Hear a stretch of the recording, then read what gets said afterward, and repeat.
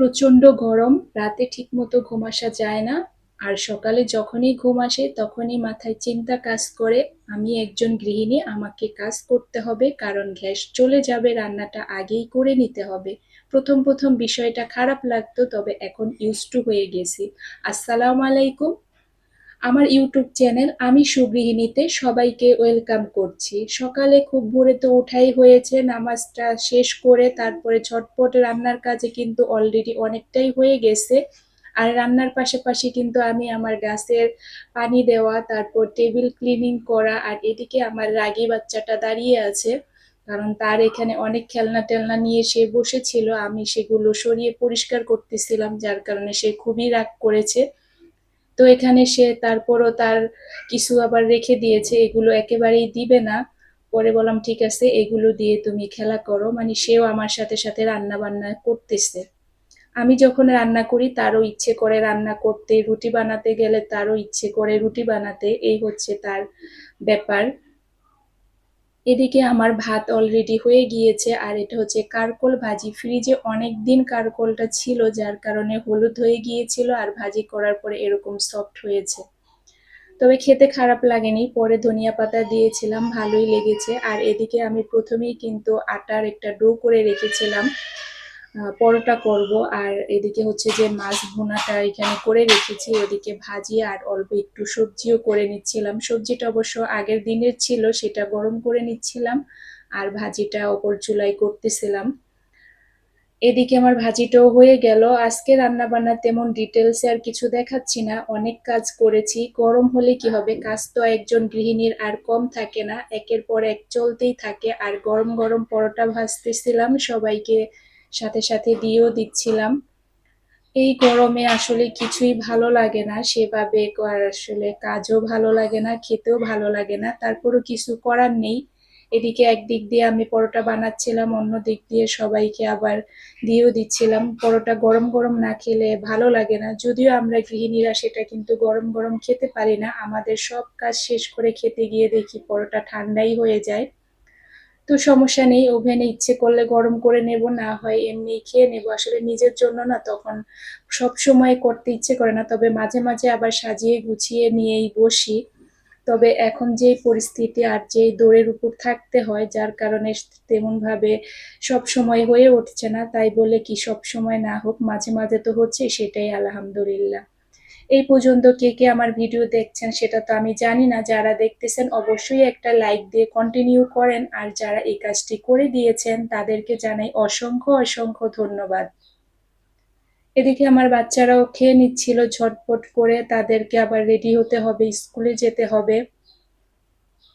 এখন রাতটা অনেক ছোট, দিন অনেক বড়, যার কারণে দেখা যায় যে খুব ভোরে উঠলে আর রাতে দেখা যায় শুতে শুতে দেরি হলে ঘুমে না, সেভাবে পোষায় না। এরপরে এই যে আমার নাস্তা, আমি কিন্তু সাথে সালাদ আম সবকিছু কেটে নিয়েই বসেছিলাম, কারণ যখন একটু সময় পাই তখন নিজেকে একটু প্যাম্পার করতে হয়, না হলে দেখা যায় সারাদিনে এত এনার্জি পাই না।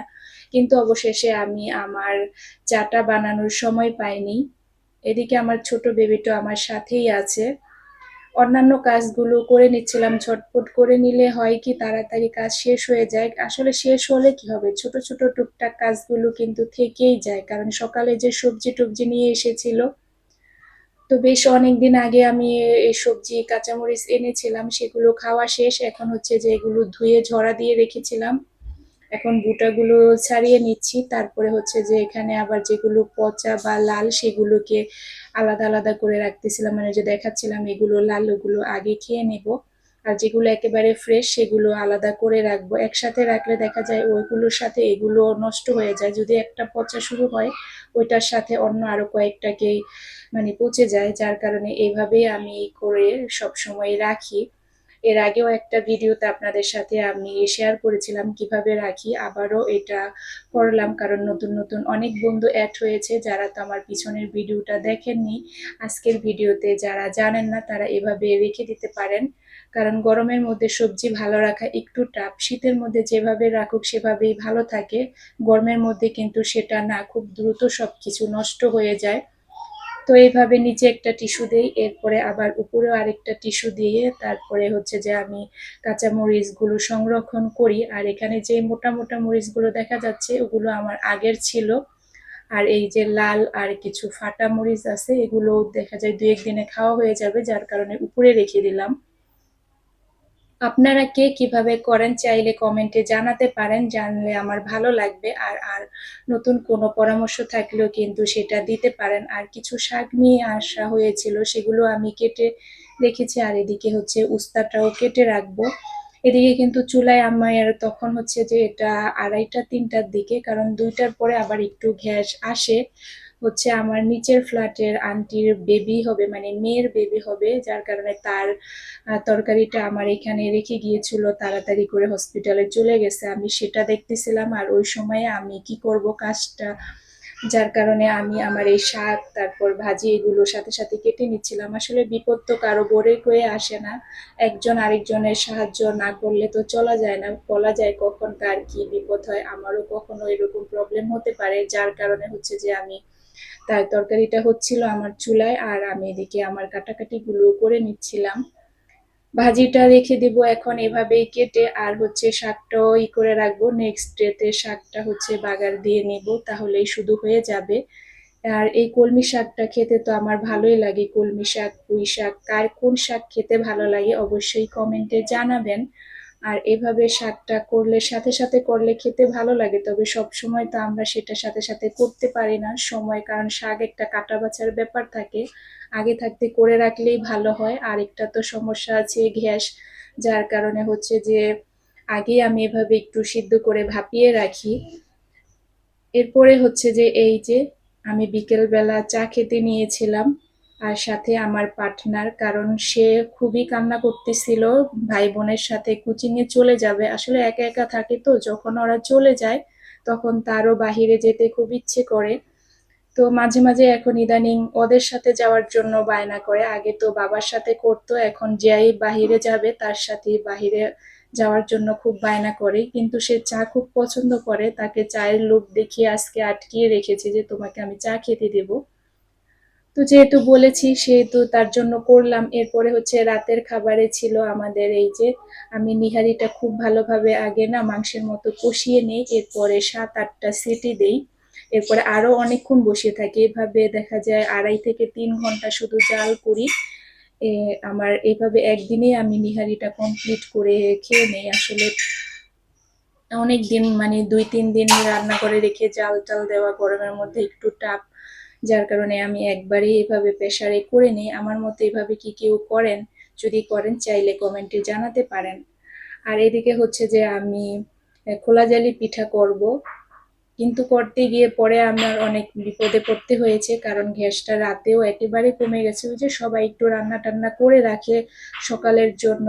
আর এই যে আমার মিষ্টি আলু গাছটা ড্রয়িং রুমে ছিল, আমার মেয়ে সেটাকে নিচে নামিয়ে অনেক আহত করেছে, পরে সেটাকে আমি এখানে রান্নাঘরে এনে রেখেছি। দেখেই বুঝতে পারছেন বেচারির পাতা টাতা অনেকটাই, অনেকটা কি বেশিরভাগই নাই করে ফেলেছে।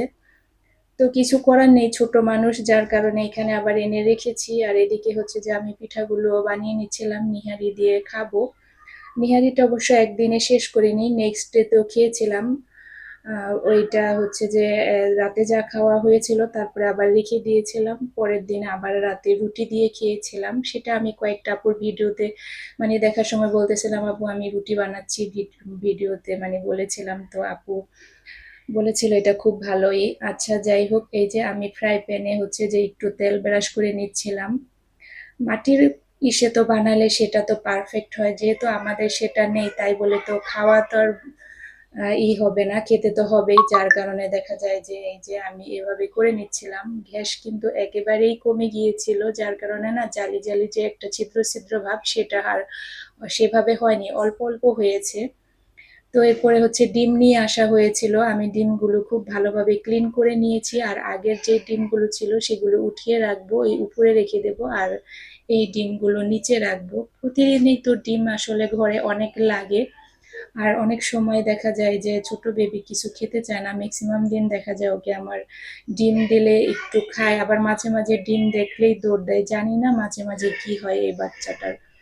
তো এই যে এই চারটা আগের ছিল, এটা এখন উপরে রেখে দেব যাতে আমি আগে প্রথমে এগুলো খেয়ে নিতে পারি। এরপরে হচ্ছে যে আমাদের অনেক কথাই তো বললাম। আপনারা কে কোথায় এখন কেমন আছেন, সবাই কি বাসায় চলে এসেছেন নাকি অবশ্যই জানাবেন। আর অনলাইন থেকে কিছু মধু অর্ডার করা হয়েছিল, একটা হচ্ছে লিচু ফুলের আর একটা হচ্ছে সরিষা ফুলের। তো আমার কাছে দুইটা একই লাগে জানি না, তবে আমি জ্যোৎস্না কাজল আপুর ভিডিওতে শুনেছিলাম, আপু বলেছিল লিচু ফুলেরটা নাকি খুব মজা। আমি এটার পার্থক্য না বুঝি না, আমার কাছে একই লাগে।